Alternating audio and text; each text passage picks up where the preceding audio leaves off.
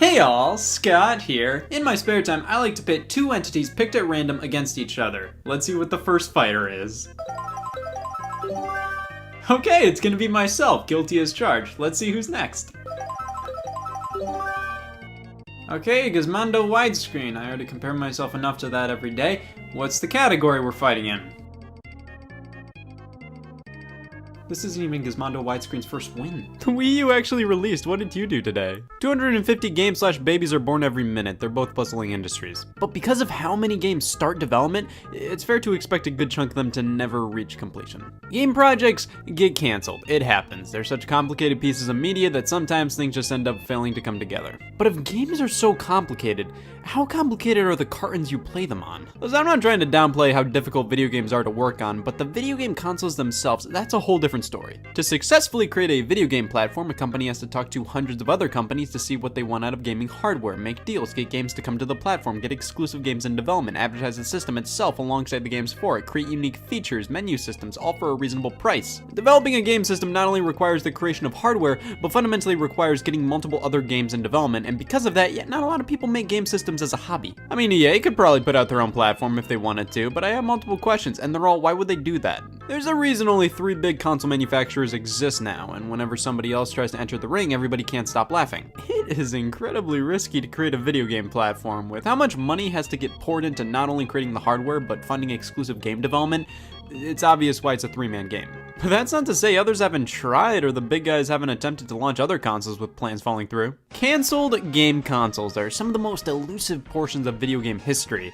I mean, even if a company is developing a console and things aren't going too hot, I mean, Jesus, man, you've already spent this much money. Just release it for kicks at that point. A game that's never seen the light of day, we're all pretty used to that. A game console itself, though, that's a bit more rare. Full platforms that were planned yet never saw the light of day, and what do you know, one of them happened to be Atari Game Brain. Oh yeah, of course, the Atari Game Brain. Can't have video games without the Atari Game Brain. The Game Brain was designed to play 10 of Atari's games at home. Pong, Super Pong, Ultra Pong, Video Pinball, the classics. This was in the era of the Pong console. Cheap little consoles you could buy that do one thing and one thing well, play Pong. The Game Brain was a bit different though. It was sort of a Pong console, sort of a regular video game platform. See, it would have had cartridges and you could play different games by swapping out the cartridges. But it would only be able to play those 10 games. It wasn't designed to have a limitless library of titles. It was fundamentally a Pong console with a few variations of Pong you could select, but those variations would have been sold as separate cartridges to be...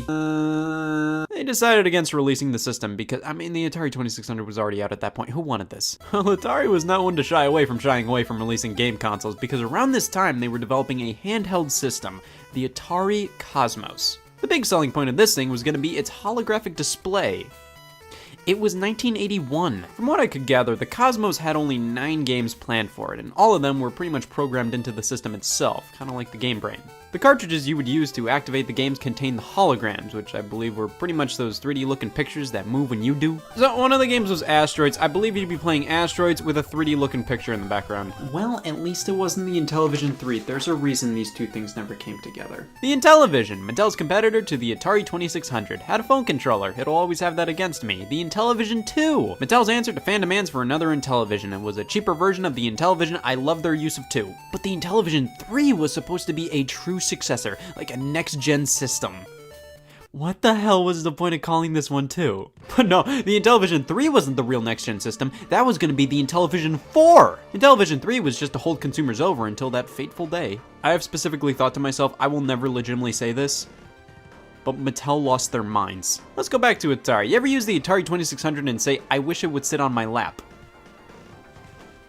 Well, they almost had you covered. The CX2500 and CX2000, these were to be budget versions of the 2600, but this time with the controllers on the console itself. Sure, I mean, I'm open to bullshit. There was going to be the Atari 2700, which was basically a version of the 2600 with built-in wireless controllers. You could buy a wireless adapter for the original system, but sadly this variant never saw the light of day. Then they worked on the Atari Mirai, which is famous for nothing. The system's purpose was never known. All we know is that somebody found the outer casing and it never released. That's it. Things would be truly different if the Atari Mirai actually released. For starters, I wouldn't be talking about it right now. But the Conix multi-system has one leg up on the Mirai. It has like this much more information out there. You could have gotten a chair with it. This system was supposed to be the most immersive thing on the planet. It had so many different controller configurations, force feedback, a chair you could have gotten with it. This was supposed to be the ultimate video game system. Half of this stuff seems like the fake kind of video game accessories you'd see people playing with in movies, but this was real life. Conix pretty much bit off more than they could chew with this thing. They crammed so much in here that it just wasn't feasible to release. The multi-system faded away, and the remnants of the project were purchased by Atari and eventually became the Atari Jaguar. Good. Speaking of the Jaguar, Atari was creating a system alongside it called the Panther. But this was scrapped to put more resources into the more powerful system. Listen, I love hotel rooms. You get free water bottles and bed bugs, but what I love most is when you have those hardwired video game controllers connected to the TV where you could play games for a small giant fee on your hotel bill. Well, what if there was a console that was like playing hotel games at home? The Taito Wow Wow Woo Woo was already copyrighted. It was going to play games off of CD, or for a small fee, you could download games via satellite. It's a hotel in the home. This was canceled probably due to budgetary reasons. At the time, it was a bit expensive cramming a CD-ROM drive and a satellite receiver into one console. Around the same time, Bandai was trying out their own CD-based game console, the Bandai HET, or HAT, or Home Entertainment Terminal. You guys know me, I love video game console names that sound like airports. So this was pretty much a Super Famicom with a CD drive and in the form of a laptop with various other features that I have no idea how they'd be used. It was portable and had a stylus for Super Famicom games. So why was Bandai making their own Super Famicom? Well, this isn't the most obscure thing out there. Various third-party companies have produced their own version of video game hardware with the permission of the original companies.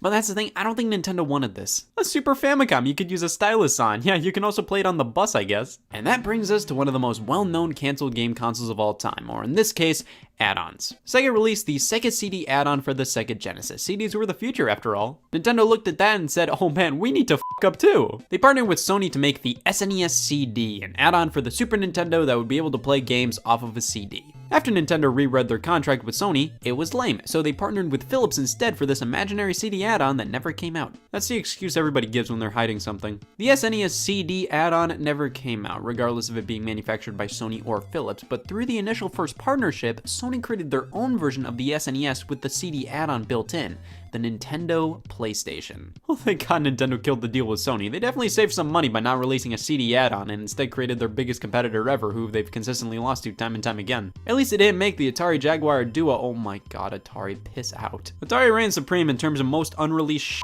The Jaguar Duo was simply combining the Jaguar and Jaguar CD add-on to create something you didn't want to play. Now, Sega originally had plans to create a console in between the release of the Genesis, Sega CD, 32X, and the Sega Saturn. That would be called the Sega Neptune. This was to be a Sega Genesis with a 32X built in, a 32-bit cartridge-based console, not to be confused with the Sega Saturn, a 32-bit CD-based console, or the Sega Jupiter, another canceled 32-bit cartridge-based console, or the Sega Pluto, a canceled Sega Saturn with the Netlink adapter built in. I took an astronomy class once, this was all I took away from it. Around this general time was when Nintendo was working on a new handheld entitled Project Atlantis. It had a whole bunch of this in 1995. That wasn't gonna work. So they held off on the core concept until the Game Boy Advance in 2001. That's the thing, a lot of these canceled systems were just a bit too ahead of their time. That's comparable to the Panasonic M2 back in '96. It may have included DVD playback, and this Hasbro thing. It was canceled around the same time, this one focusing on VR. Like, come on, DVDs and VR in '96? Half of these systems were being made by companies who just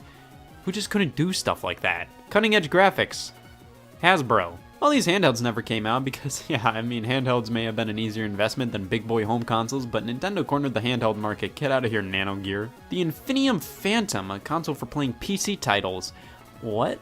It was supposed to be released back in 2004 and would have been a digital-only console. You just downloaded the games. Yeah, it was fairly ahead of its time, and because of that, they kept delaying it until they lost all their money. Can you believe a company called Infinium wasn't trustworthy? But then we have the Panasonic Jungle. Yes, Panasonic has had quite the history of consoles, going from eek to yikes to what? The Jungle was going to be a handheld for playing MMOs. Good for them. Of course, I don't want to make fun of these consoles too much. They never came out. It's rude to mock things that never officially released. It's like making fun of a fetus.